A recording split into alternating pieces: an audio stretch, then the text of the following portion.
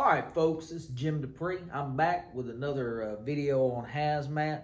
Super stoked to be back. Super happy to be here. Super glad to be off suspension.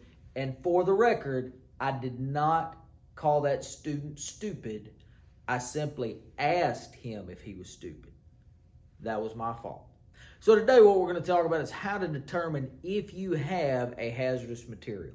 Somebody's brought you a box. That box says double methyl ethyl death. They heard through the rumor mill you'd been through the hazmat class, and now they want to know if it's a hazardous material. So we're going to teach you how to figure that out if you have forgotten. Now, we're going to use a couple of tables in today's video.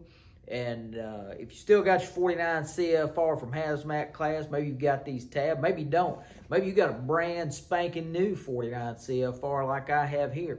And so I want to show you a real easy way to find these tables. These tables are so integral to what the DOT does with hazmat, they pre-tab them for you. So if you look at the book from the side, right, here, we'll just look at the side of the book.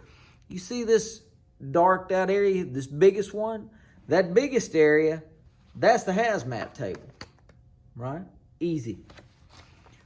Immediately after the hazmat table, so if we go to the end of the hazmat table, we're going to find the hazardous substance table. And so that's an easy way to get to those two very, very important tables in determining whether you have a hazardous substance or not. So, first of all, there are two different kinds of hazardous materials, right? So we got hazardous materials that hurt people and property. These are things that are going to blow up and kill me, right? C4, hand grenades, harm people and property, right? Going to kill me or going to hurt my stuff. And then we've got hazardous materials that hurt the environment. Now that confuses a lot of people because you think, okay, well, if it hurts the environment, doesn't it by nature hurt people and property? Well, not in the same way. Because what we're gonna see is the way DOT dictates it hurts people and property is it's got to meet one of the 9 hazard classes. Now those hazard classes are listed out in detail on page 14 in your pink handout if you still have that. If you don't, then you can simply go to the definition section in your 49 CFR, look up the word class, and it will show you where those are, right? So simple for that. So anything that meets one of those 9 classes, meaning that it blows up, it's a compressed gas, or it's flammable liquid, it's reactive, it's radioactive, it's poison, those types of things, that is what we consider a hazardous material that hurts people and property, and the correct terminology for that's hazardous material. On the other side, the environmental stuff is dictated by the EPA. I'm going to get into that in just a minute. So, if I'm given an item, I've got to figure out if it meets one of the 9 hazard classes. So, somebody hands me a box of stuff to ship. That box has got a big corrosive label on it. I think, well, that might be a hazardous material. I need to figure out if it does fit into one of the 9 hazard classes. Best way to do that, go to your SDS, go to your safety data sheet. Now, if you're currently taking the class or if you kept your materials, this is the second section in your green handout. So you go to your green handout, there's a section of SDSs, listing of SDSs and MSDSs there, and that's where you're going to find that information. The SDS in the transportation data section, so that's section 14 if you're looking at SDS, is going to give you the basic description. Sometimes there'll be different descriptions there. Sometimes there'll be ones for the IMDG or ones for the commercial air, and that's why it's important that you know which way you're going. So you're looking for one for the DOT, right? That is my basic description. So that's going to give me my proper shipping name. It's going to give me a hazard class. It's going to give me everything I need to know. Now sometimes you don't have the SDS, but you do have the box. And if you look at this box, if I can find it myself, you'll notice that it's got a proper shipping name listed. Get a little closer, a little further out. May have to edit that later. I don't know. I'm a hazmat instructor, not a videographer, I can assure you. So this one says battery fluid acid UN 2796, right? So if I wanted to ship this battery fluid acid UN 2796, I would simply go to the hazmat table, look it up, and it is going to give me the basic description, and that would mean that this is in fact a hazardous material. And so that's how I know it's a hazardous material that hurts people and property, right? And that's most items. Most items are going to fall into this that are hazmat. If it's not a hazmat, then my SDS is going to tell me that it's not regulated. Now, that other kind of hazardous material, the kind that hurts the environment, that is the one where we're going to have to go to the hazardous substance table. Hazardous substance table is found right behind the hazardous materials table. It's officially titled Appendix A to 172-101, which is Appendix A to the hazmat table, first appendix, first thing right behind it. So the way that works is we look up our item, and that item has to be on that table, and it has to meet or exceed the RQ value listed there. So what we're going to see on the hazardous substance table is a chemical, and then we're going to see a weight. And so to be a hazardous substance, according to the DOT, in one package, the item on that table has to meet that weight.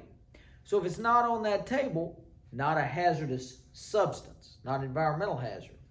Now that's notwithstanding what we did over here, right? So if we look at mercury, for example, I'm going to give you a minute, hit pause for a second until you find mercury in your hazardous substance table, okay? Now, once you found that, what you're going to find is the RQ value for mercury is 1 pound. Now, it's going to look something like this. When we look at mercury, it's going to say, 1 and then 0.454. And so it's 1 pound or 0.454 kilograms if you're getting your data in kilograms. Now, I chose to do this in pounds for a specific reason. That's because Americans understand pounds. If you tell me I have a dog that weighs 5 pounds, I know exactly how much that dog weighs. If you tell me that you have a dog that weighs 10 kilograms, I'm going to have to do a little math in my head real quick to know if you've got something the size of a Rottweiler or a Pomeranian. Right? Fair enough? So we're going to do our stuff, we're going to use this example in pounds, and we'll run it that way. So if we look at mercury, RQ value for mercury is 1 pound. Now what that means is if I have 1 pound of mercury in a package, then that is a hazardous substance, right? And since it's a hazardous substance, it's a hazardous material. So what that means is for this box of mercury, I'm going to have to add RQ. The letters RQ are going to go on the box, and they're going to go on the shipping paper as well. And we'll talk about how to do that in later videos. But that's what it means to me as a certifier, right?